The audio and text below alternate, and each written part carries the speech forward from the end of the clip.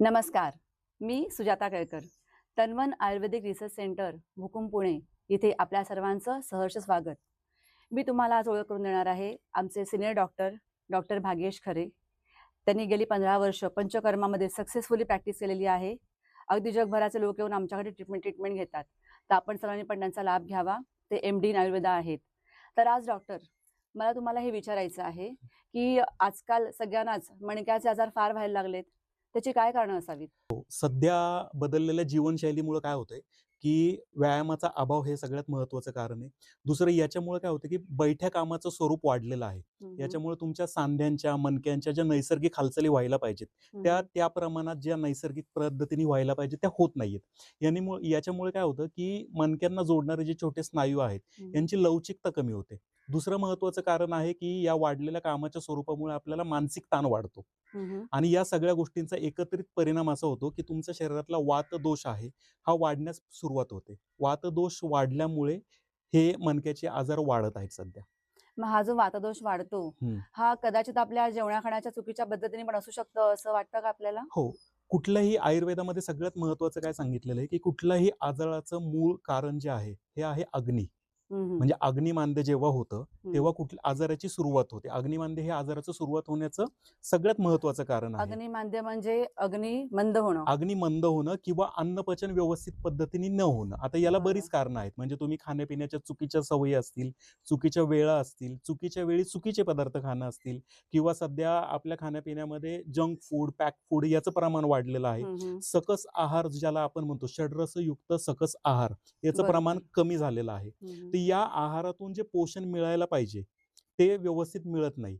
आणि हे काय करतं, की तुमचं पचन मंदावल्यामुळे अन्नाचा न पचलेला जो भाग असतो, हं, याच्यामुळे आम तयार होतो. आम हं. म्हणजे शरीरामध्ये अन्नपचन व्यवस्थित न झाल्यामुळे श अन्नाचा न पचलेला तयार होणारा भाग. पित्त का? पित्त नाही. अन्नाचा न पचलेला जो भाग आहे त्याला हं, हं. आम म्हणतात. हा आम बरं. काय करतो, हा तुमचा अग्नी बिघडवतो. हं, हं. ओके. आणि कुठलेही आजार होण्यासाठी ही आम निर्मिती हे महत्त्वाचं कारण आहेच आहे. त्यामुळे तुमचं अग्नी महत्त्व खूप आहे. अग्नी व्यवस्थित ठेवणं आणि याच्यामध्ये तुम्ही खाण्यापिण्याचे जे नियम आहेत, हे बेसिक नियम तरी फॉलो करणं खूप गरजेचं आहे. आणि मला एक विचारायचं होतं, की हल्ली हं, धकाधकीच्या जीवनामध्ये हं, सगळ्यांची झोप पूर्ण होते की नाही? हं, किंवा लोकं उशिरा झोपतायत, उशिरा उठतायत हं, किंवा हं, काही-काही हं, लोकं इतकं काम करतायत, की रात्री हं, झोपतच नाहीयेत. हं. तर ह्या सगळ्याचा पण मणक्यांच्या आजारावर हो, काही हो. नक्कीच. इफेक्ट होतोय असं? नक्कीच. सगळ्यात महत्त्वाचं झोप ही निसर्ग चक्रामध्ये झोप ही त्या-त्या वेळेला झोप घेणं खूप महत्त्वाचं आहे. काय होतं, की आपण कामाच्या गडबडीमुळं म्हणा किंवा रात्री उशिरा मोबाईल बघणं, यामुळे काय होतं आपलं झोपेचं जे निसर्ग चक्र आहे, हं, नैसर्गिक रात्र झाल्यानंतर जी झोप पाहिजे, हं, ती होत नाही. हं. ती पूर्ण वेळ होत नाही आणि जरी झाली, तरी ज्याला आपण पूर्ण शांत झोप, साउंड स्लीप ज्याला आपण म्हणतो, ती बरोबर. व्यवस्थित होत नाही. हं, हं. झोपेमध्ये काय होत असतं, की जेव्हा आपण झोपतो, तर मेलाटोनिन हे हार्मोन सिक्रीट होत असतं.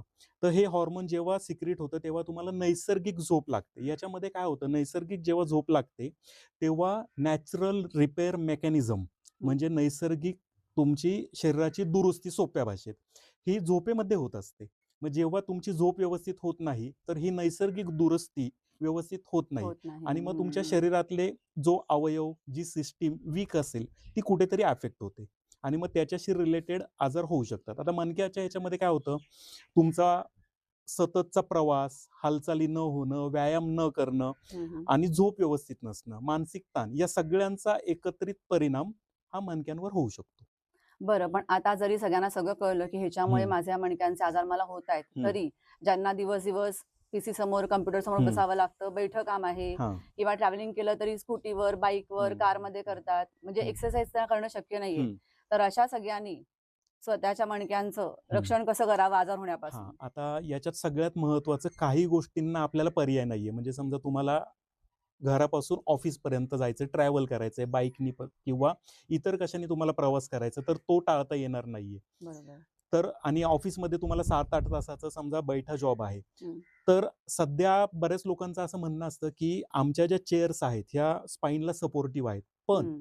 कितीही स्पाईनला सपोर्टिव्ह चेअर जरी असल्या, तरी तुम्ही कम्फर्टेबल एकाच पोझिशनमध्ये सलग बसू शकत नाही. आणि सलग तुम्ही एका पोझिशनमध्ये खूप वेळ बसल्यानंतर काय होतं, की नैसर्गिकरित्या आपण थोड्या वेळाने नकळतपणे चुकीची पोझिशन घेतो आणि बरोबर. मग याचा ताण मणक्यांवर येतो. मग आता हे टाळण्यासाठी काय करायचं? दर अर्ध्या पाऊण तासांनी एक ब्रेक घ्या. हं, थोडंसं 5 मिनिट चाला. बेसिक स्ट्रेचिंग एक्सरसाइज करा. म्हणजे पंजावर उभे राहून हात वर करा, पूर्ण हात वर करा. हं, थोडंसं खांदे हलवा. हं. ओके. किंवा थोडंसं इकडे-तिकडे होऊन पुढे म्हणजे जे वाका, आपल्याला मागे शक्य जे आपल्याला ऑफिसमध्ये स्ट्रेचिंग, बसल्या-बसल्या. बेसिक स्ट्रेचिंग हं, खुर्चीवरून उठून जागेवर जरी उभं राहिलात, हं, खुर्चीच्या बाजूला आणि बेसिक स्ट्रेचिंग जरी केलं, हं. तरी तुमच्या मणक्याला थोडासा आराम मिळतो. हे पहिलं. आणि दुसरं म्हणजे थोडंसं चालणं हा बेसिक किंवा सकाळच्या वेळेत तुम्ही आवरेपर्यंत थोडंसं चालणं किंवा घरच्या घरी जे बेसिक स्ट्रेचिंग एक्सरसाइज आहेत, हं. हे करायला पाहिजेत. हो, पण आता जरी आपण त्यांना सांगितलं, की तुम्ही एक्सरसाइज करा, हं. तरी पण जोपर्यंत काहीतरी होत नाही, हां, हां, तोपर्यंत हां. आपण त्याच्यावर काही ॲक्शन घेत नाही. बरोबर. तर आपल्याला मणक्याचा जर हू घातले आहेत, हं. हे कसं ओळखू शकतो माणूस? हां. जेव्हा काय होतं, या गोष्टी 1-2 दिवसात होत नाहीत. या हळू-हळू वाढत जातात आणि सुरुवातीची ही जी लक्षणं आहेत, ही जेव्हा आपण दुर्लक्षित करतो, हं, तेव्हा हा आजार हा वाढत जातो हळू-हळू. कुठल्याही आजाराचं असंच होतं. मणक्याच्या ह्याच्यामध्ये काय होतं, सुरुवातीची लक्षणं काय असू शकतात? पाठ, कंबर थोडीशी दुखते किंवा हं, प्रवासामध्ये तुम्हाला प्रवास करताना कंबर दुखत असते किंवा पाठ दुखत असते किंवा अ, हातापायांना मुंग्या येणं किंवा सकाळी उठल्यानंतर कंबर, पाठ जखडल्यासारखं होणं. मग थोडंसं एक्सरसाइज किंवा चालल्यानंतर हे थोडंसं मोकळं होणं हं. किंवा पाठ भरून आल्यासारखं होणं.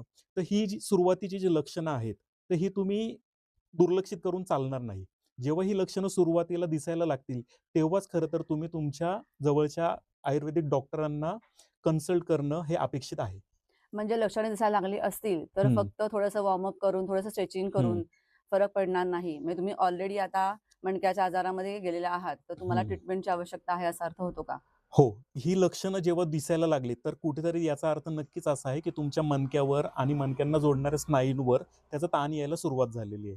तर अशा ह्याच्यात ते दुर्लक्षित करून तुम्ही स्वतः फक्त एक्सरसाइजनी कंट्रोल करू शकत नाही. तेव्हा तुम्ही तो सल्ला घेणं गरजेचं आहे. तुम्हाला तुमचे डॉक्टर फक्त व्यायामाने ते बरं होऊ शकतं, की त्याला खरंच पंचकर्माची किंवा काही ट्रीटमेंटची गरज आहे, हे तुम्हाला तपासणी करून ते तुम्हाला सांगू शकतात.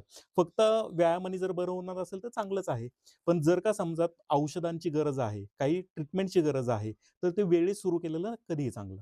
मग जर का आपल्याला ऑलरेडी अशी हं, लक्षणं दिसत असतील, हं, तर आपण पंचकर्माच्या माध्यमातून हं, अशा काही थेरपीज किंवा हं. उपचार देऊ शकतो का, की जेणेकरून त्यांचे आजार पूर्णपणे बरे होऊ शकतात? हो. तर याच्यामध्ये पंचकर्म वगैरे या गोष्टी तर आहेच आहेत. पण याच्यात अगदी सुरुवातीपासून जर तुम्हाला ह्या गोष्टी टाळायच्या असतील, हं, तर तुम्ही काय करू शकता? सगळ्यात महत्त्वाचं तर व्यायाम आहे. समजा तुम्हाला व्यायाम शक्य नाहीये, तर तुम्ही सकाळी चालायला पाहिजे. ओके. त्याच्याबरोबर जर बाहेर चालायला जाणं शक्य नाहीये, तर सगळ्यात महत्त्वाचं काय, की तुम्ही घरच्या घरी सगळ्यात सोपं म्हणजे सूर्यनमस्कार घालायला. सूर्यनमस्कार हे तुमचं सर्वांगीण शरीराला रिलॅक्स हं, करणारं आसन आहे. हं, आणि हे काय करतं, हे तुमचं शारीर आणि मानस म्हणजे मेंटल आणि फिजिकल या दोन्ही लेव्हलवर काम करतं. हं. तर सूर्यनमस्कार हा सगळ्यात आणि हे कुणालाही येतं. आपल्याला माहिती नसेल, जमत नसेल, तर अगदी तुम्ही YouTubeला बघून हो, सुद्धा करू हो, शकता. ही हो. पहिली गोष्ट झाली. दुसरं हे टाळण्यासाठी काय होतं, वात वाढतो. हं, बरोबर?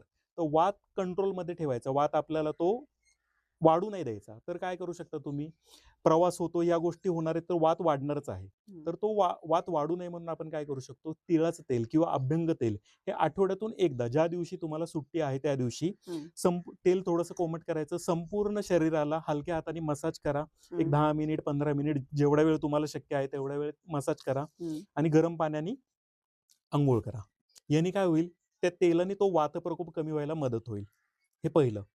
दुसरं तुम्हाला जर शक्य असेल तुमच्या जवळच्या एखाद्या आयुर्वेदिक पंचकर्म केंद्रातून महिन्यातून एकदा संपूर्ण शरीराला अभ्यंग आणि स्वेदन घ्या. म्हणजे तेलाने मसाज आणि मसाज स्टीम करून जे हां. सोप्या भाषेत.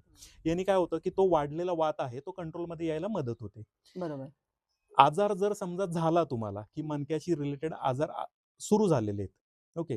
तर याच्यामध्ये 2-3 पंचकर्म महत्त्वाचे आहेत. याच्यामध्ये काय-काय करतात पंचकर्मामध्ये समजा फक्त कमरेच्या ठिकाणी किंवा फक्त मानेच्या ठिकाणी त्रास आहे, तर त्या रिलेटेड कमरेला कटी म्हणतात आयुर्वेदामध्ये. हं, हं, तर कटी बसती किंवा मन्या बसती. बसती हं, म्हणजे काय, की कमरेच्या भोवती पिठाची पाळ तयार करून त्याच्यामध्ये औषधी तेल कोमट असेल हं, अशा पद्धतीने ते त्या पाळीमध्ये टाकलं जातं. हं, याने हं. काय होतं, की त्या स्नायूंना, सांध्यांना, हाडांना त्या तेलाने ताकद यायला मदत होते. बळकट होतात. ओके, बळकट होतात हे सांधे आणि स्नायू. दुसरं याच्यामध्ये सगळ्यात महत्त्वाचा हा वाताचा आजार आहे, बरोबर? हं. तर वाताची आयुर्वेदामध्ये मुख्य चिकित्सा किंवा ट्रीटमेंट जी सांगितलेली आहे ती आहे बस्ती. बरं. ओके. तर बस्ती म्हणजे काय? सोप्या भाषेत एनिमा. पण हा एनिमा. पोट साफ होण्यासाठी नाही. हं. हा वात कमी करण्यासाठी ही ट्रीटमेंट आहे. ओके. हं, हं. आणि सगळ्यात महत्त्वाचं पंचकर्मामध्ये मणक्यासाठी सगळ्यात प्रभावी जे पंचकर्म आहे, ते आहे षष्टिकशाली पिंडस्वेद. बरं. षष्टिकशाली म्हणजे काय, की साठेसाळीचा एक वेगळा तांदूळ असतो. तो हं. औषधाच्या काढ्यामध्ये, दुधामध्ये, काही औषधी तेलं, तुपं प्रत्येकाची जी प्रकृती असेल, त्या प्रकृतीनुसार आपण तो औषधाच्या काड्यामध्ये, दुधामध्ये चांगला शिजवला जातो आणि हं. गरम असताना कापडाच्या पुरचुंडीमध्ये हं. बांधून आधी तेलाने पूर्ण स्पाईनला, तुमच्या बॅकला मसाज करून नंतर त्या पुरचुंडीमध्ये बांधलेला साठेसाळीचा तांदूळ याने तुमच्या स्पाईनला सहन होईल अशा पद्धतीने शेक दिला जातो. तर याने काय होतं, तुमच्या स्नायूंना जो कडकपणा आलेला आहे, स्टिफनेस ज्याला आपण म्हणतो, तो रिलीज होतो. स्नायू मोकळे होतात, लवचिक व्हायला मदत होते. हं. तुमच्या हाडांना, सांध्यांना, मणक्यांना जोडणारे जे छोट्या-छोट्या मांसपेशी आहेत, हं. त्या मोकळ्या व्हायला मदत होते. त्यांना स्ट्रेंथ मिळते. हं. तर स्पाईनशी रिलेटेड जी पंचकर्म आहे, त्याच्यातलं सगळ्यात प्रभावी पंचकर्म हे षष्टिकशाली पिंडस्वेद आहे. हं. बरं. मग जर का षष्टिकशाली पिंडस्वेद आपण इथे घरी केलं, तर घरी गेल्यानंतर आपल्याला काहीच करायला नको का? नाही, षष्टिकशाली पिंडस्वेद जे आहे ना, हे घरी करण्या येण्यासारखी प्रोसिजर किंवा हे पंचकर्म नाहीये. हे तुम्हाला अनुभवी आयुर्वेदिक तज्ञाकडूनच घेणं गरजेचं आहे. घरी करणार बेसिक प्रिव्हेंटिव्ह म्हणून जे आपण करतो, हं. की प्रतिबंधात्मक ज्याला उपाय किंवा प्रिव्हेंटिव्ह मेजर ज्याला आपण म्हणतो, की टाळण्यासाठी. तर हं. त्याच्यामध्ये मी जे सांगितलं, की अभ्यंग आणि स्वेदन म्हणजे घरच्या घरी तुम्ही घरच्या हाती करता तेलाने येईल. बरोबर. आठवड्यातून एकदा पूर्ण शरीराला मसाज करा हं. आणि गरम पाण्याने अंघोळ करा. हे तुम्ही घरच्या घरी करू शकता. बाकीची जी पंचकर्म मी सांगितलेली आहेत, म्हणजे ज्याच्यामध्ये कटिबस्ती असेल, बस्ती असेल किंवा षष्टिकशाली पिंडस्वेद असेल, हे तुम्ही अनुभवी आयुर्वेदिक तज्ञांकडूनच करून घेतलं पाहिजे. बरोबर. हो. तर प्रेक्षक हो, तुम्हाला कळलंच असेल, की जर का तुम्हाला खरंच मणक्याचे आजार होऊ घातले आहेत, तर ते व्हायच्या आधीच त्याच्यावर काही ना काही घरगुती उपचार करायला सुरुवात कराच. पण जर का खरोखर त्याहीपेक्षा जास्ती होत असेल त्रास, तर तुम्ही जरूर आमच्या तन्मन आयुर्वेदिक रिसर्च सेंटरला भेट द्या. इथे यायच्या आधी सुद्धा तुम्ही ऑनलाईन किंवा ऑफलाईन कन्सल्टेशन घेऊन आमच्या डॉक्टरांशी कन्फर्म करू शकता, की तुम्हाला किती दिवस ट्रीटमेंट घ्यावी लागेल. तुम्हाला इथे राहायची सोय पण आहे आणि तुम्हाला इथे औषधंही दिली जातील. जर का तुम्हाला तन्मन आयुर्वेदिक रिसर्च सेंटरला यायचं असेल, तर मी तुम्हाला कॅप्शनमध्ये आमचा पत्ता आणि फोन नंबर देत आहे. Welcome to Tanmay Ayurveda. Thank you.